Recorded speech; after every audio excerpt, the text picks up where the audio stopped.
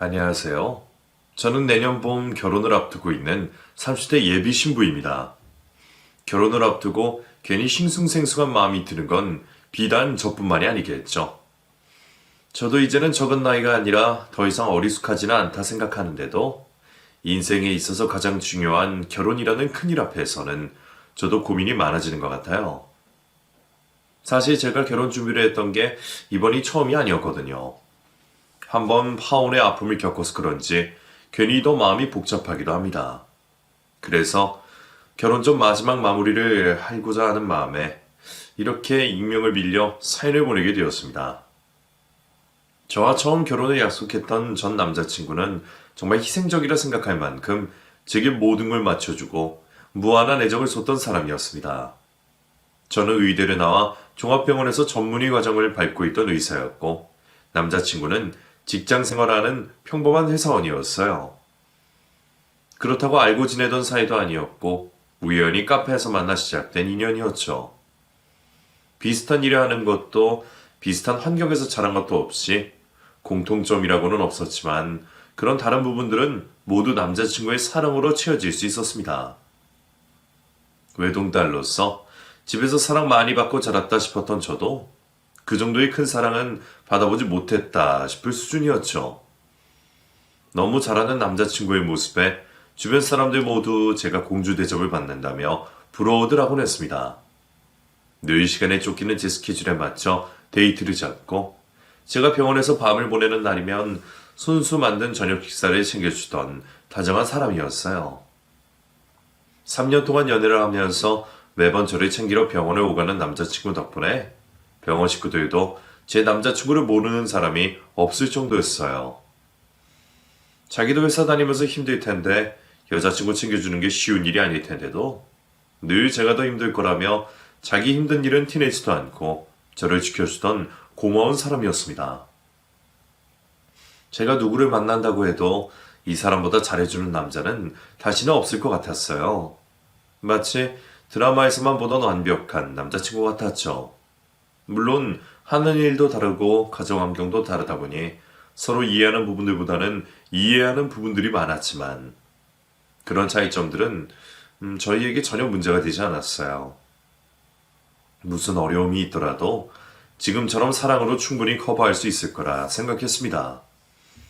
남들은 의사인 제가 왜 가난한 회사원을 만나는지 의아해했지만 저한테 의사는 직업일 뿐이었고 남자친구의 경제력이나 직업은 전혀 문제가 되지 않았어요.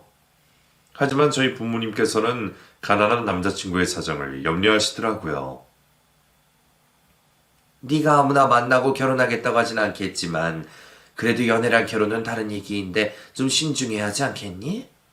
경제력은 문제가 안 될지 몰라도 살아온 환경이 다른 건 극복하기 어려운 거야. 몇십 년 동안 다른 걸 먹고 다른 걸 보고 살던 사람들이 앞으로 남은 평생을 같이 하려면 그 간극을 메우기 얼마나 힘들겠니? 네가 지금은 서로 좋은 것만 봐서 모르겠지만 결혼은 쉬운 일이 아니야. 그래서 엄마는 네가 그냥 비슷한 사람을 만나서 걱정 없이 결혼했으면 좋겠어. 부모님이 걱정하시는 말씀을 저도 이해하지 못하진 않았지만 그때는 솔직히 부모님의 그런 염려보다는 제 사랑이 더 크다고 느껴졌었어요. 저희 부모님이 옛날 분들이시라 괜히 그 사람의 집안 사정이나 환경을 걱정하시는 거라 생각했어요. 그리고 그런 제 생각처럼 부모님께서도 남자친구를 직접 만나보시고는 마음을 바꾸셨습니다. 예의 바르고 단정한 남자친구는 원래 어른들께 인기가 많은 스타일이었습니다.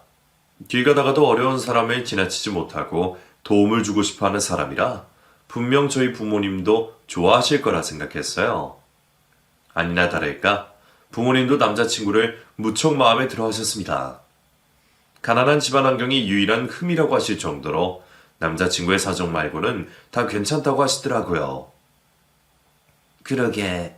네 말처럼 괜찮은 청년 같구나. 대화의 깊이도 있고 사람이 다정하고 마음 씀씀이가 좋은 게 보이네. 네가 왜 결혼하고 싶어하는지 알겠어. 거봐. 내가 준혁 씨 좋은 사람이라고 말했잖아요. 집안 환경이야 그 사람이 어쩔 수 있는 것도 아니고 나는 우리가 충분히 서로 맞춰갈 수 있다고 생각해요. 지금도 나한테 다 맞춰주는 사람인데 결혼해서는 어떠겠어. 부모님도 저를 계속 신경 쓰고 옆에서 챙겨주는 남자친구를 보며 결국 결혼에 허락해 주셨어요. 그리고 그 후로 저도 예비 시어머니를 뵙게 되었습니다. 사실 어머님이 저를 진작 보고 싶어 하신다는 얘기를 들어왔지만 그 전까지는 결혼 얘기가 확정이 되지 않아서 부담스러운 마음에 약속 자리를 거절하곤 했었습니다. 그래서 결혼 얘기가 나와서야 어머님을 뵙게 되었죠. 아버님이 일찍 돌아가신 탓에 어머니 혼자 자식 둘을 키웠다는 얘기에 저도 평소 시어머니가 무척 궁금했었어요. 특히나 남자친구를 이렇게 잘 기르신 분이 어떠실지 기대가 많았죠. 그런 저의 기대처럼 예비 시어머니는 무척 좋으신 분이셨어요. 남자친구와 똑 닮은 외모처럼 그 마음씨까지 다정한 분이시더라고요. 어머님, 처음 뵙겠습니다. 그래, 나도 반가워요. 그동안 보배양 얘기는 많이 들었어요. 우리 아들이 어찌나 자랑을 많이 하던지 내가 보배양 참 많이 보고 싶었거든. 의사 선생님이라 고생도 많다고 들었는데 참 대단한 아가씨다 싶었지. 그렇게 대단한 애가 우리 아들이랑 결혼하겠다니 내가 고마워서 뭐라고 말을 해야지 모르겠네. 결혼시키면서 내가 해줄 수 있는 것도 별로 없는데 아유 아무튼 참 미안하고 고마워요. 보통 며느리 입장에서는 시어머니가 불편하고 어색할 수밖에 없는데 저를 그렇게 반겨주시니 기뻤어요. 게다가 병원 일 때문에 바쁜 저를 배려하셔서 직접 병원 근처로 저를 만나러 와주신 어머님께 저는 더 감사했습니다. 덕분인지 저희의 첫 만남 자리는 아무 걱정 없이 화기애애할 수 있었어요. 어머니는 시종일관 저를 보고 미소를 잃지 않으셨고 정말로 저를 환영해 주시는 게 느껴질 정도였어요. 남자친구보다 제가 아깝다고까지 하실 정도였죠. 어머니는 긴장해서 자꾸만 실수를 하는 제가 무슨 실수를 해도 귀여우시다며 저를 정말 딸처럼 대해주셨어요. 어머니, 말씀 편하게 하세요. 그게 저도 편해요. 그럴까? 그래, 우리 다 가족들 사이인데 불편할 건 없지. 나는 벌써부터 보배가 내 딸 같아. 우리 보배는 뭘 해도 참 예쁘네. 보배가 외동딸이란 얘기에 부모님이 섭섭하셨겠다 싶었는데 그럴 일 없으셨겠어.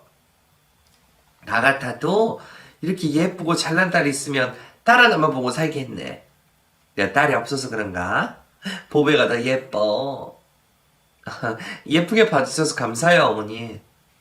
나 그냥 하는 말 아니야. 진심이야. 바쁜 며느리 오라가라 할 일도 없고 나 그렇게 모진 시어머니 아니야.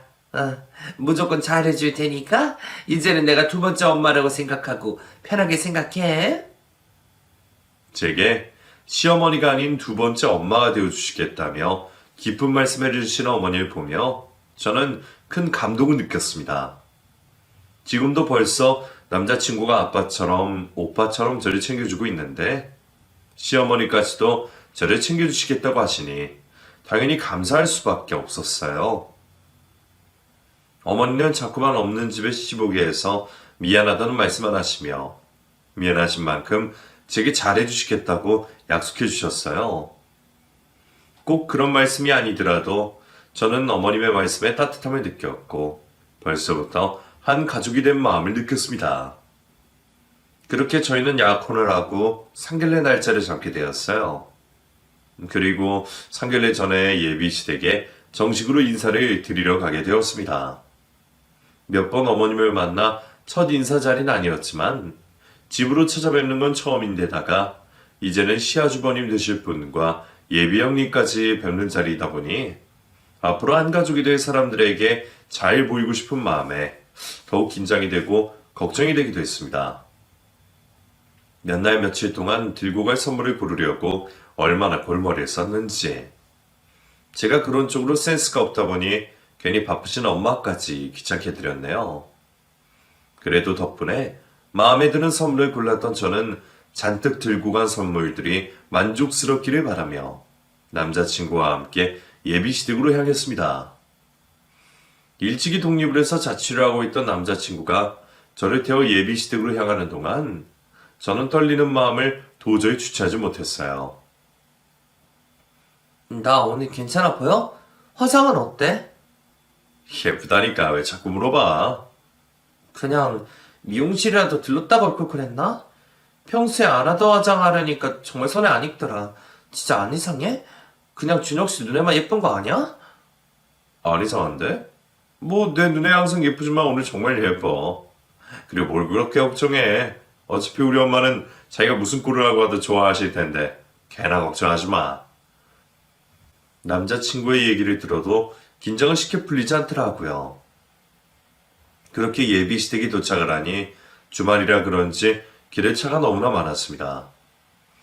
예비 시댁이 아파트 단지가 아니라 주택가에 위치한 빌라이다 보니 근처에 주차할 곳이 많지 않다고 하더라고요.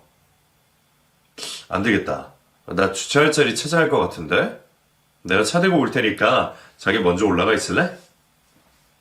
나 혼자? 왜? 불편해? 불편하면 같이 올라가도 되고. 근데 멀리 가야 할지도 모르니까 자기는 여기서 기다리는 게 좋겠어. 한참 걸어와야 할지도 모르거든. 미안해. 우리 집이 이래서. 아니야. 그럼 그냥 나 먼저 올라갈게. 천천히 주차하고 와. 혼자 예비시댁으로 올라가려니 불편했던 게 사실이었지만 부모님 집에 주차할 자리도 제대로 없다며 저를 보고 민망해하는 남자친구의 반응에 저는 애써 불편한 마음을 숨길 수밖에 없었습니다. 기다리겠다고 하면 더 미안해할 게 뻔한 남자친구를 떠올리며 저는 혼자 올라가겠다고 했죠. 그렇게 남자친구는 주차할 자리를 찾아 떠났고 저는 빌라 건물로 올라가게 되었습니다. 엘리베이터 없는 6층짜리 작은 빌라에 제일 높은 6층 집을 찾아 저는 구두 신은 발을 조심스럽게 걸어 올라가고 있었어요. 그런데 4층에서부터 무슨 소리가 들리더라고요. 너 진짜 이따위로 할 거야? 누가 누군가에게 화를 내고 소리를 지르는 듯한 소리에 저는 조용한 걸음을 더욱 조심스러워할 수밖에 없었습니다. 빌라라서 그런 건지 문이라도 열고 있는 건지 쩌렁쩌렁한 소리에 대체 누가 이렇게 큰 소리 내나 싶어 괜히 겁을 먹을 정도였어요. 그런데 6층으로 가까이 올라갔더니 그 소리가 다름 아닌 저희 예비시댁에서 나는 소리라는 걸 알게 되었습니다. 음식 준비 중이시라 환기 때문인지 현관문을 살짝 열어두셨더라고요. 그 집 안에서 새어나오는 고함 소리에 저는 걸음을 멈춰 세울 수밖에 없었습니다. 내가 오늘 중요한 날이라고 제대로 하라고 했어? 안 했어? 실수하지 말라고 몇 번을 말했어 내가? 너는 대체 뭐 하나 내 마음에 들게 하는 게 없니? 이거 이따위로 해서 어떻게 할 거야 진짜? 죄송해요 어머니.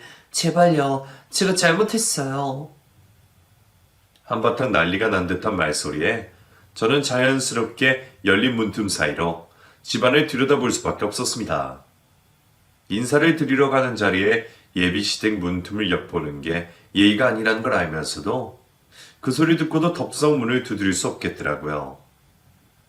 어쩔 수 없이 도둑처럼 집안 풍경을 엿보던 저는 너무나 충격적인 모습에 놀랄 수밖에 없었습니다. 좁은 거실 안에서 화를 내며 소리 지르는 시어머니 앞으로 누군가 무릎을 꿇어 앉아 있더라고요. 시어머니 말고 다른 시댁 식구들은 뵌 적은 없지만 남자친구의 형님네가 시댁에서 지낸다는 걸 알고 있던 저는 그분이 저희 예비 형님이라는 것을 알아차릴 수밖에 없었습니다. 앞치마를 두른 채로 시어머니 앞에 무릎 꿇고 앉아 혼이 나고 있는 예비 형님의 모습에 저는 이게 무슨 일인가 어리둥절할 수밖에 없었어요. 예비 형님이 실수를 했다며 혼을 내시는 예비 시어머니의 모습이 저는 너무 낯설기만 했습니다. 그 모습이 제가 알고 있는 어머니의 모습과 사뭇 달라 보였거든요. 제게는 너무나 다정하시고 인품 넘치시던 어머니께서 그렇게나 화를 내시는 것이 믿어지지도 않았지만 재벌들 갑질 뉴스에서나 보던 것처럼 사람을 무릎 꿇리고 계신 모습이 무엇보다 놀라웠어요. 예비 형님께서 대체 무슨 큰 실수를 했기에 어머니가 이렇게 화를 내시는지 몰라도 그 모습이 마치 대역죄인이라도 된 것 같아 보였습니다. 음식해야 할 내가 얼굴에 뭘 찍어 바른 거야. 집에 손님이 오는데 왜 네가 단장을 하고 난리야? 너는 네가 우리 집 식구라 되는 줄 알고 이러는 거니?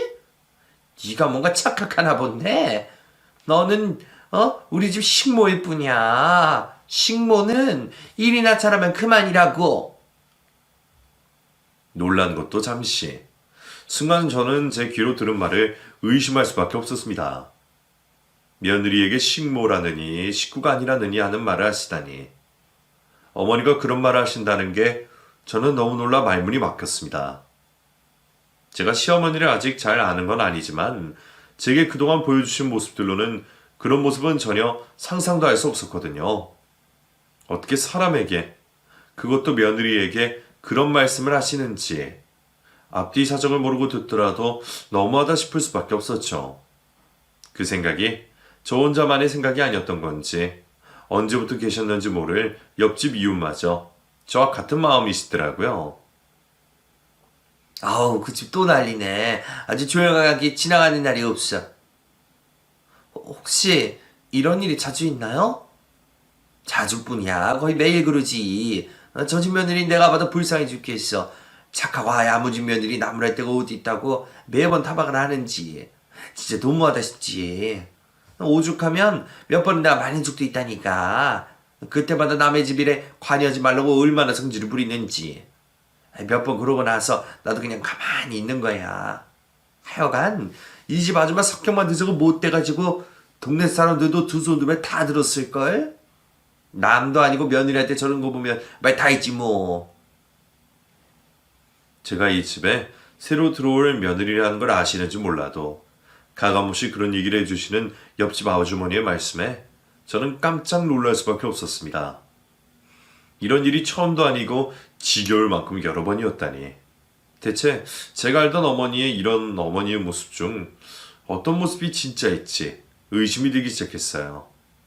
솔직히 심정으로는 당장이라도 그 자리에 뒤돌아 나가고 싶었지만 혹시나 내가 모르는 다른 사정이 있을까 싶은 생각에 저는 결국 조금 더 시댁을 알아볼 수밖에 없었습니다. 제 결혼이 결린 일이었기에 몰래 엿듣고 주워듣는 것보다는 직접 제 눈으로 확인을 해야겠다 싶었거든요. 그래서 저는 아무것도 보고 듣지 못한 것처럼 티를 내지 않고 현관문을 두드리며 안으로 들어갔습니다. 제가 들어오는 소리에 놀란 시어머니가 금세 형님을 주방으로 보내시며 아무렇지 않은 척을 하셨죠. 어머니, 저 왔어요. 어머, 길이 막혀서 늦는다더니 일찍 도착했구나? 네, 준혁 씨가 지름길로 왔어요. 준혁 씨는 주차한다고 저 먼저 올라가라고 하기에 저 혼자 먼저 왔어요, 어머니. 괜히 약속 시간보다 일찍 와서 불편하실까요? 무슨 소리? 우리 아가는 언제 와도 환영이 있지. 그래, 추운데 밖에 안 입고 올라오길 잘했다. 조금 전에 그 난리통은 잊지도 않았던 것처럼 아무렇지 않게 저를 대하시는 어머니를 보며 저는 점점 더 혼란스러울 수밖에 없었습니다. 심지어 어머니는 제가 6층 높이를 걸어 올라오느라 힘들었겠다며 저를 소파에 앉히고 제 다리까지 주물러 주시더라고요. 근데 여기가 엘리베이터가 없어서 불편했지. 어휴, 내가 정말 속상하다. 하루 종일 돌아다니면서 환자 보느라 고생하는 애가 쉬는 날 6층 계단에 그냥 올라왔으니 이거 미안해서 어떡하니. 내가 다리를 좀 주물러 주마. 아니에요. 어머니 저 정말 괜찮아요. 아니야. 내가 처음부터 꼭 한번 이렇게 해주고 싶었어. 네가 매일 얼마나 고생이 많니. 따뜻한 손길로 제 다리를 만져주시는 어머니의 모습은 정말 다정해 보였었어요. 저를 위해 걱정해 주시고 챙겨주시고 이런 모습들이 여태 제가 보던 시어머니 모습이었기에 저는 좀 전의 일이 더욱 혼란스러울 수밖에 없었습니다. 사람이 연기를 해도 이렇게 잘할 수는 없을 것 같은데 말이에요. 그래서 저는 우선 조금 더 상황을 지켜보며 분위기를 파악해보려 했습니다.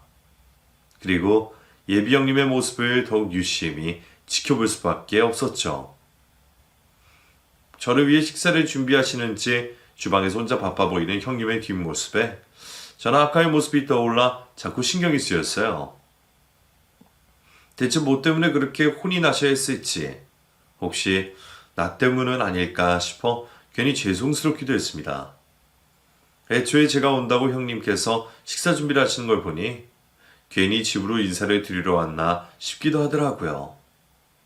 이럴 줄 알았으면 그냥 밖에서 외식하며 제가 식사나 대접할 것을. 저는 제가 이렇게 부담스럽고 불편한 자리에 있게 될 줄은 몰랐습니다. 하지만 그런 모습이 이상인 건지 뒤늦게 올라온 남자친구나 예비 아주버니까지도 주방에 계시는 형님을 신경 쓰지 않더라고요. 괜히 눈치 보였던 제가 그런 형님을 도우려다가 괜히 시어머니께 붙들리기만 했죠. 제가 형님을 좀 도와드려야 하지 않을까요? 형님 혼자 하시는 게 죄송해서요. 너는 손님으로 하는데 뭐 그런 걸 신경 쓰니? 그럴 것도 없다. 그리고 어차피 이제 다 했어. 국만 때문에 식사 준비 끝나니까 마음 쓰지 마라. 그래도 저 때문에 괜히 고생하시는 것 같은데. 아니야, 쟤는 별로 한 것도 없어. 음식 준비는 내가 다 해놨는데 뭘. 그렇지 큰애야? 예? 예, 다 됐어요 어머니. 이제 상 차릴게요. 제가 몇 마디 더 거들었다가는 괜히 더 분위기가 이상해질까 싶은 생각에 저는 이도저도 못하고 불편한 마음을 애써 숨길 수밖에 없었습니다. 다행히 금방 식사 자리가 준비되었고 저희는 좁은 거실에 밥상을 펴놓고 다른 식구들과 둘러앉아 식사를 하게 되었어요. 아가 미안하다. 자식이 불편하지. 예쁜 옷 입고 왔는데 구겨지는 건 아닌지 모르겠구나. 아니에요. 저는 괜찮아요 어머니. 아휴, 집이 좁아서 식탁 들 곳이 없어서 우린 이렇게 먹어. 그래도 너 온다고 아가 좋아하는 거 많이 차렸으니까 이것저것 먹어봐라. 자, 그럼 얼른 식사하자.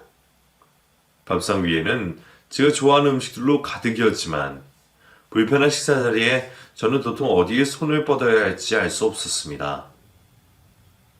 새로 식구될 사람들과 밥을 먹고 처음 방문하는 시댁에서 식사가 불편할 만도 했지만 그런 게 문제가 아니었어요. 익숙하지 않은 좌식 밥상과 좁은 거실은 신경도 쓰지 않을 정도로 전혀 불편하지 않았지만 다른 식구들이 다들 식사를 시작했는데도 제대로 밥 한 술 뜨지 못한 형님을 보는 것이 너무 괴로웠습니다. 다른 식구들이 식사를 하는 동안 형님은 혼자 무척 바빠 보이셨습니다. 상에 앉자마자 다시 일어나 아주버님이 들이물을 떠오셔야 했고 두 번째로 다시 앉았을 때는 어머니가 시키셔서 며칠 전 새로 담근 열무김치를 가져오셔야 했어요. 그리고 겨우 드시려나 할 때는 벌써 밥을 절반쯤 먹은 애비 아주버님이 국을 달라 하시더라고요. 여보, 나 국 좀 더 줘. 건더기 많이. 너는 한 번 일할 때 좀 그득부지. 뭐 그런 걸 아낀다고 조금 더 써? 손님까지 왔는데 아끼지 말고 내놓지 그랬니? 죄송해요 어머니. 어머니도 국 더 드릴까요? 나는 됐고 새약 하나 좀 더 챙겨줘라. 아니요, 저는 괜찮아요. 저는 충분히 많아요. 그러게 새약 하나는 왜 이렇게 못 먹니? 밥이 그대로 있네. 왜? 음식들이 입에 안 맞니? 아니요, 음식은 다 맛있어요. 잘 먹고 있어요. 근데 형님도 좀 편히 드시면 좋을 텐데. 저는 신경 쓰지 말고 많이 드세요. 그래, 네가 얘까지 신경 쓸 거 없어. 얘는 우리 식구인데 알아서 하는 거고 너 손님이잖니. 그래도 다 같이 식사하시는 게 좋을 것 같은데. 형님이 바쁘시니까 좀 불편해서요. 저는 정말 괜찮아요. 안 그래도 음식하면서 자꾸 주워 먹었더니 배가 안 고프네요. 손님이 많이 드셔야죠. 혹시 입에 맛있는 거 있으시면 더 가져올게요. 그래, 애는 괜찮다잖아. 세어야가 너나 얼른 많이 먹어라. 안 그래도 큰일하는 너무 말랐어. 큰일할수록 든든히 잘 먹어야지 않겠니? 큰애야, 국도 오는 김에 갈비도 좀 더 가져와라. 손님인 저는 그 광경이 너무 불편한데 다른 식구들은 아무렇지 않은지 저를 뺀 나머지는 다들 형님이 식사를 하시는지 못하시는지 관심도 없어 보였습니다. 남편 되시는 예비 아주버님도 그렇고 심지어 제 남자친구까지도 자기 밥 먹기 바쁘더라고요. 평소 데이트를 할 때는 제가 먹는 것만 챙기느라 정작 자기는 잘 먹지 못하던 남자친구가 그렇게 밥을 잘 먹는 걸 저는 처음 봤어요. 평소 밖에서는 먼저 먹고 싶다고 하는 것도 없고 메뉴 선택도 제 위주로 맞춰주기에 식탐이라고는 없는 줄 알았더니 자기 집이라서 그런지 눈치도 안 보고 참 잘 먹더라고요. 그래도 평소 다정했던 남자친구는 자기 형수님을 신경 쓸 줄 알았더니 자기 먹기 바쁜 그 모습에 저는 처음으로 남자친구에게 실망을 느꼈습니다. 그 집 식구들 중 누구도 남의 집 귀한 딸의 며느리 아니를 걱정하는 듯한 사람은 없어 보여 괜히 위화감이 들더라고요. 어머니도 아까처럼 화를 내시지 않는 걸 보면 나름 제 앞에서 조심하고 참으시는 것 같은데 그럼에도 불구하고 며느리를 부리는 게 어색하지 않으신 걸 보니 그것만 보고도 평소 예비 형님이 당하셨을 시집살이들이 훤히 보이는 듯 했습니다. 그러다 형님의 손을 보게 된 저는 정말 깜짝 놀랐어요. 어머, 형님, 손이 왜 이러세요? 안 아프세요? 아, 이거 그냥 습진이에요. 괜찮아요, 안 아파요. 아니요, 이 정도면 많이 아프고 불편하셨을 것 같은데 병원은 다니세요? 그걸로 무슨 병원이야. 그냥 막 약 좀 바르고 하면 낫는 거지. 살림하는 여자들 중에서는 안 그런 사람도 있니? 걔만 그런 게 아니라 나도 손이고 발이고 다 그 모양이야. 우리 세아가는 병원 일만 해서 잘 모르겠지? 그래도 형님은 너무 심하신 것 같은데요? 이 정도면 병원에서 스테로이드 처방까지 받아야 해요. 원래 습진이 한번 생기면 잘 안 없어지는 건데 그러지 말고 저희 병원으로 오세요. 제가 봐드리라고 말해 놓을게요. 정말 괜찮아요. 어머님 말씀대로 그냥 약 바르면 되는데. 제가 해드리고 싶어서 그래요. 저희 결혼하면 이제 다 한 식구로 지내야 하는데 이렇게 가까워지면 더 좋잖아요. 그쵸, 어머니? 어머니도 며느리들이랑 가까워지면 좋으시겠죠? 그거야 그렇지만 그래도 너 바쁜데 괜히 다른 식구들까지 챙길 겨를이 되겠니? 그냥 병원에 말 한마디 해놓는 건데요, 뭘. 다른 분들도 어디 불편한 거 있으시면 저한테 말씀하세요. 그럼 형님은 이번에 저희 병원 오세요. 빠르면 빠를수록 좋은데 주말 지나고 월요일에 바로 오시는 건 어떠세요? 형님의 손이 엉망인 건 진짜였지만 사실 제가 굳이 병원으로 모시려고 했던 건 다른 생각이 있어서였습니다. 그날의 식사 자리에서 보고 느낀 게 많았던 제가 예비 형님께 직접 시댁 얘기를 들어보고 싶었거든요.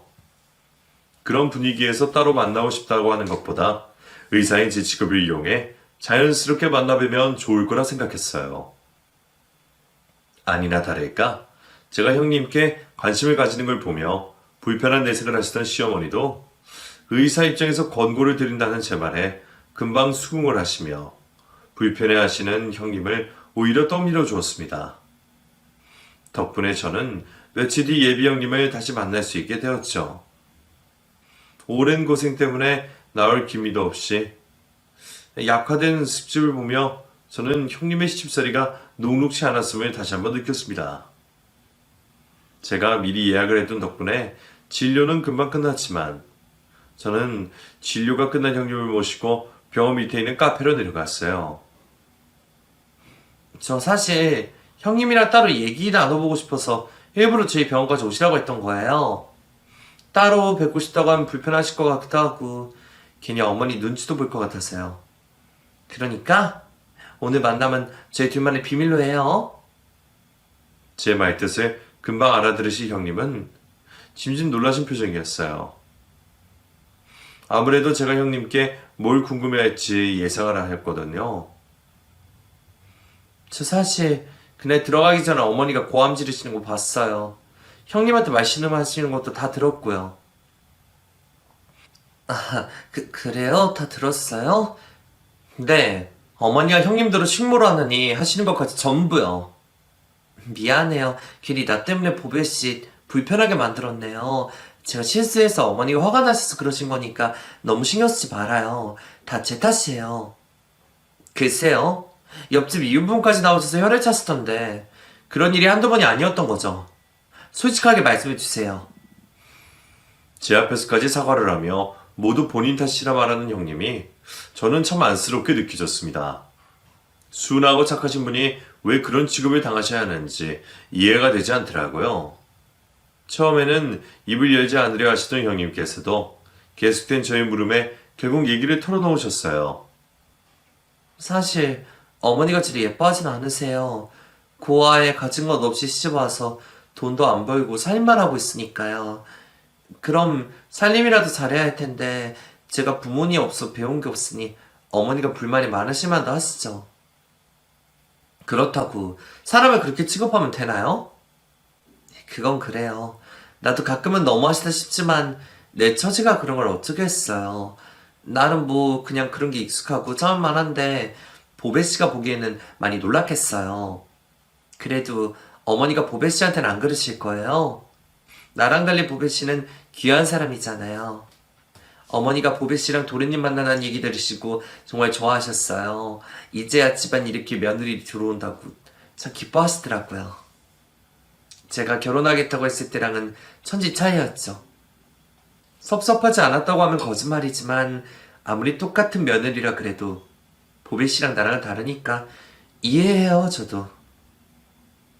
부모님이 일찍 돌아가셔서 의지할 친정도 식구도 없다는 형님은 그런 이유로 너무 모진 시집살이를 당하셨던 듯 했습니다. 제가 잠시 봤던 시어머니의 행동들이 일상이다시피 했었는지 형님은 이미 그런 일들에 내성이 생긴 듯 더 이상 크게 상처를 받지도 않으시는 듯 했어요. 지켜만 봤던 제3자인 저도 그 광경에 트라우마가 생길 정도였는데 그동안 사람이 얼마나 시달리고 당했으면 그런 행패가 아무렇지 않을 수가 있나 싶더라고요. 그런 형님의 얘기를 듣게 된 저는 예비 형님을 향한 안타까움과 동정, 그리고 그런 집안과 엮이게 된 제 신세에 대해 마음이 복잡해졌습니다. 그렇게 형님 되실 분께 모든 이야기를 듣게 된 저는 혼자 생각을 정리해 갔습니다. 내가 과연 그런 집에 시집을 가서 버틸 수 있을지, 형님 말씀처럼 어머니가 나한테는 안 그러실 테니 참아야 할지, 제가 어떤 행동을 취해야 맞는 건지 결정하기 어렵더라고요. 시어머니를 생각하면 괜히 제 발로 그런 집에 시집을 가는 게 바보 같은 행동이겠지만 남자친구만 생각하면 쉽게 파혼을 생각할 수는 없었습니다. 그렇게 한참 고민하던 저는 어떤 결정을 내리던 결혼 문제는 저 혼자 생각할 일이 아니다 싶은 생각에 결국 남자친구에게 이 일을 꺼내기로 했습니다. 자기 집안 일이기에 어떻게 받아들일지 걱정하던 저는 조심스럽게 형님의 시집살이에 대한 이야기를 꺼냈습니다. 사실 그때까지만 해도 저는 시댁에서 독립해서 따로 사는 남자친구가 평소 자기 형수님의 사정을 잘 알고 있지는 못했을 거라 생각했어요. 그런데 제가 형님과 어머니의 얘기를 꺼내자마자 남자친구는 단번에 제가 할 말을 알아듣더라고요. 나 솔직히 저번에 좀 놀랐어. 나는 어머니가 나를 딸처럼 대해주시겠다고 하셔서 굉장히 다정하고 따뜻한 분이실 거라 생각했는데 형님께 하던 행동들은 내가 알던 어머니랑 너무 다른 것 같더라. 그게 사실 영수는 엄마 좀 그래. 원래 엄마가 형이 결혼할 때 굉장히 반대를 많이 하셨거든. 형이 지금은 별 볼 일 없지만 그래도 좋은 대학 나와서 고시 준비까지 했던 사람인데 고졸에 고아인 형수를 데려오니까 싫으셨겠지? 가뜩이나 고생 많이 하시고 자식들 키우신 분이셔서 엄마가 며느리 욕심이 꽤 있으셨거든. 근데 그때는 형이 엄마 속도 모르고 고집을 많이 부렸어. 끝까지 결혼하겠다고 엄마는 참 많이 싸웠거든. 그것 때문에 엄마는 형수들을 더 싫어하게 되고 좀 복잡한 사정이야. 게다가 오래 같이 살기도 했고 편해서 그런 것도 더 있겠지. 그렇다고 이렇게 며느리한테 식모라느니 식구가 아니라느니 주제 파악을 하라느니 그런 말씀을 하셔. 나도 시집살이 얘기 안 들어본 건 아니지만 그런 건 드라마에서도 못 본 것 같아. 준혁 씨 말대로 오래같이 지내신 거면 더 이해해주고 보듬어 주셔야지. 자기 며느리 식모라고 부르시는 게 이해가 돼? 엄마가 가끔 말이 좀 심하실 때가 있기는 해. 특히 형수한테는 화를 안 참는 편이라서. 그래도 자기는 걱정할 거 없어. 형수랑 자긴 다르잖아. 어? 우리 엄마가 설마 의사 며느리한테 화를 내시겠어? 지금도 자기한테 하는 거 보면 알만하잖아. 남자친구가 그동안 시집살이를 당하던 형님의 사정을 전부 알고 있었다는 것도 놀라웠지만 그런 형님과 제 급을 나누며 얘기를 하는 것에 큰 충격을 받았습니다. 진정 든든한 의사 며느리는 건드릴 수 없고 진정 없고 가난한 며느리는 만만하게 해도 되는 건지 시어머니가 보이신 행동이 뭐가 잘못인지 모르는 남자친구의 행동에 그동안 쌓았던 신뢰와 애정이 확 식어버리는 기분이었어요. 엄마도 형수한테 뭐가 화가 나셔서 그러셨을 거야. 내가 봐도 형수가 손이 느리고 가끔 사람 답답하게 하는 게 있거든. 근데 자기는 눈치도 빠르고 똑똑하잖아. 그럼 준혁 씨 말은 내가 의사 며느리가 아니고 형님이랑 똑같이 고아에 살림하는 며느리면 식모 소리 들어도 된다는 말이야? 무슨 말을 또 그렇게 해. 그건 아니지만 어쨌든 그런 취급에 당할 일은 없겠지. 제가 남자친구를 좋아하고 결혼까지 생각했던 것은 사람 사이에 위아래 두지 않고 저를 아껴주는 모습 때문이었는데 사실 그 사람이 좋아한 게 나라는 사람 자체가 아니라 의사란 나였을까 싶은 생각이 그때 처음으로 들더군요. 그동안 내가 알던 남자친구가 이 사람이 맞는 건지 저는 충격을 넘어 공포스럽기까지 했습니다. 나는 그동안 준혁 씨나 준혁 씨 어머니가 사람들 마음 많이 이해하고 너른 마음을 가지고 있는 따뜻한 사람들일 거라 생각했어. 가난한 집안 환경이 흠이 아니라 그래서 더 어려운 사람들 사정을 잘 이해할 거라 생각했어. 나는 어머니가 난 처음 보자마자 해주셨던 말씀이 다 진심인 줄 알았다고. 근데 그 말들이 전부 내가 아니라 내 명함을 보고 했던 말이라는 거네? 근데 준혁 씨는 그게 뭐가 문제인지 모르겠어? 이런 말하는 준혁 씨, 나 정말 낯설다. 그럼 나는 그동안 대체 누구를 만나고 있었던 거야? 나 이런 집에 시집 못 가. 우리 결혼 그냥 없던 걸로 해. 그제서야 저는 그동안 제가 몰랐던 남자친구의 본 모습을 알게 되었습니다. 결혼까지 생각했던 사람이 내가 생각한 사람과 전혀 달랐다는 것은 말로 표현하기 힘들 정도의 공포였습니다. 그동안 내가 연애하고 사랑했던 사람의 존재 자체가 사라진 기분이었죠. 결국 저는 억울함과 괴로운 마음에 오해를 하며 그 자리에서 남자친구에게 파혼을 통보하게 되었습니다. 남자친구는 자기 형수 때문에 파혼하자는 제 말을 이해하지 못하겠다며 저를 설득하려 하더라고요. 형수 때문에 헤어지는 게 말이 돼? 아니? 이거 형님 때문 아니고 준혁 씨 때문이야. 그러니까 괜히 남 따뜻하게 생각하지 말고 파혼 인정해. 그리고 괜히 형님한테 피해가지 않게 해줘. 그렇게 저는 남자친구에게 마지막 당부를 한 채 그 사람과 이별을 하게 되었습니다. 약혼했던 남자와 파혼을 한 후로 저는 제정신일 수가 없었어요. 결혼식장 들어가기 전에는 모른다더니 파혼을 하게 되는 사람이 제가 될 줄은 몰랐네요. 처음부터 제 결혼을 염려하셨던 부모님께 죄송한 마음에 저는 티를 내지 않으려고 당당하게 버티려 했지만 알릴 건 알려야 했기에 결국 부모님께 파혼 소식을 알려드리며 그간 사정까지 전부 털어놓게 되었습니다. 제 얘기를 조용히 들으시던 부모님은 그런 저를 탓하지 않으시고 오히려 품어주셨어요. 평생 배우면서 살았던 저였기에 결혼도 똑똑하게 잘할 수 있을 거라 생각했는데 결국 저는 공부만 잘하는 바보였던지 결혼만큼은 제 마음대로 되지 않더라고요. 그래도 의사라는 직업이 여러모로 도움이 되긴 하더라고요. 매일 정신없이 바쁜 일상 덕분에 저는 힘들 새도 없이 그 시기를 무사히 잘 넘어갈 수 있었거든요. 다만 이후로도 몇 번이나 전 남자친구에서 연락이 왔지만 제 성격을 잘 알아서 그런지 무턱대고 찾아오진 않더라고요. 덕분에 저는 금방 그 친구를 잊을 수 있었고 1년이 지나서나 아무렇지 않게 소개팅 자리도 나가게 되었어요. 솔직히 약혼까지 했다 파혼을 한 마당에 결혼 생각이 금방 들지는 않았지만 제 인연이 그 사람이 마지막일 거라는 생각은 안 했어요. 그 사람은 제 짝이 아니었을 뿐 파혼이 제 잘못이 아니라고 생각하며 언제 어디서든 제 짝이 나타날 거라 생각했죠. 그리고 저는 결국 그런 사람을 만나게 되었습니다. 우연히 지인의 소개로 같은 의사를 만나게 되었는데 아무 기대 없이 나갔던 그 자리에서 지금의 예비 신랑을 만나게 되었거든요. 같은 의사라서 재미도 없고 무뚝뚝할 줄 알았더니 너무 유머러스하고 다정한 그 사람에게 저는 첫눈에 반했습니다. 같은 직업과 비슷한 환경에서 자란 공통점 덕분인지 저희는 마치 오랫동안 알고 지낸 단짝 친구처럼 금방 가까워질 수 있었고, 덕분에 만난 지 1년 만에 결혼을 결심하게 되었습니다.